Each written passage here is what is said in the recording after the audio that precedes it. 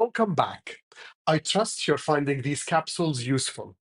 I joined you earlier to talk about project success and the 8 project performance domains. My name is Rashad Issa, Chairman of the Board of Trustees for the Chartered Quality Institute, a certified project manager, and a member of TMI Lebanon chapter.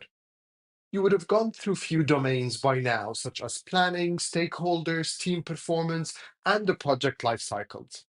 If you have not seen the planning performance capsule, I suggest you pause this videos, check it out, and then come and join me back over here.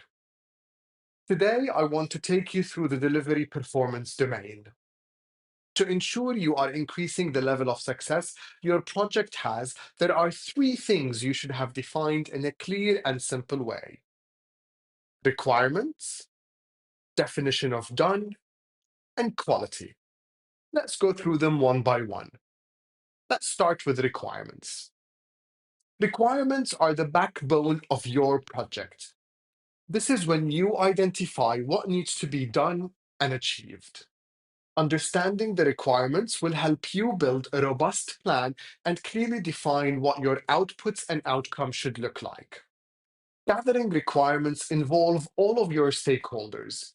If you are operating in a volatile environment, make sure you establish robust communication methods with everyone involved so as the requirements are captured in a clear and concise manner. You do not want to miss any requirement which might have an impact on the success of your project. So, what should you do once those requirements are gathered? This is when you and your team's staff and volunteers should define what good looks like. Project Management Institute has a definition of done, or you might hear the term acceptance criteria. These are usually the criteria, generally in the form of a checklist, that explain when your services are ready for use. Let's go back to the example of an NGO supporting displaced families by distributing clothes. If the displacement happened in winter and families fled their homes with no prior notice, you might find that distributing summer clothes is not what families are expecting.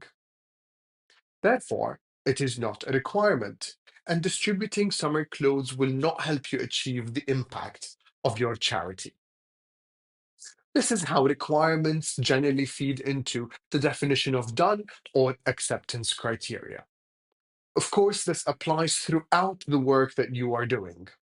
After all, the project you have in place is aimed to drive value.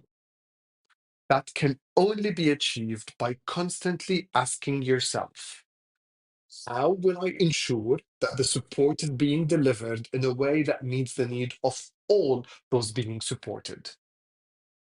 And finally, quality. The Chartered Quality Institute defines quality management as a discipline making organizations perform for their stakeholders, from improving products, services, systems, and processes to making sure that the entire organization is fit and effective.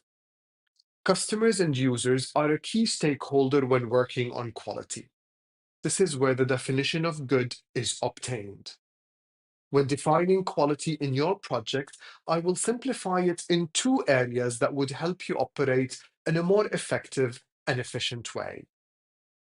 One, the concept of PDCA, Plan, Do, Check, Act. This is a well-known cyclical approach to your project work. It is cyclical because you should establish an ongoing feedback loop in your project that captures your stakeholders' requirements and delivers on the intended outcome of your project. And 2, the cost of quality. How much is wasted when things go wrong?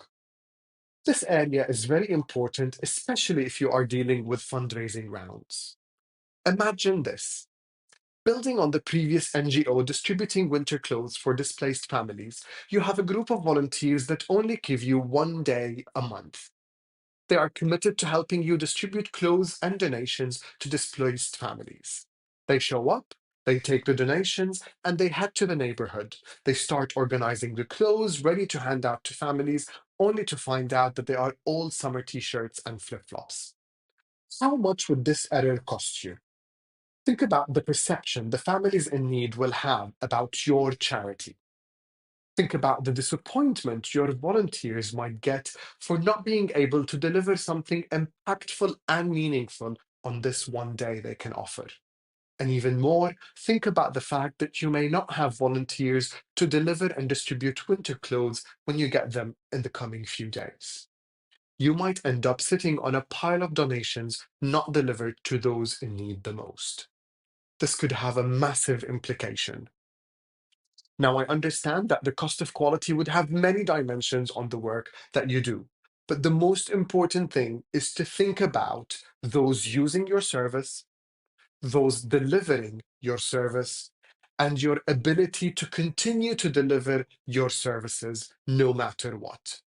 This is why in projects it is advisable for you to have controls in place.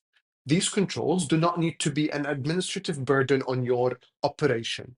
As long as you have defined, needs to be checked, when will it be checked, make sure you focus on those deliverables, and finally, what happens when an error is identified.